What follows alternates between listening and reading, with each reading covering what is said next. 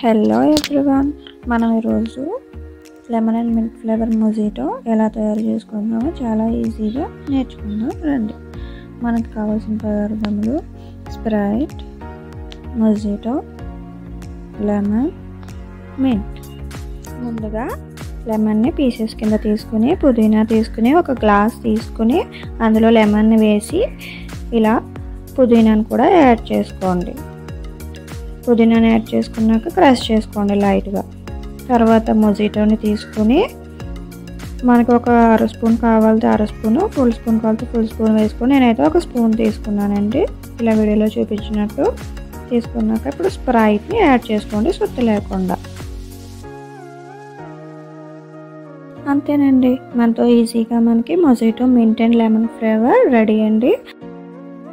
అలాగే మా ఛానల్ని సబ్స్క్రైబ్ చేయండి. Thank you everyone. మళ్ళీ కలుద్దాం.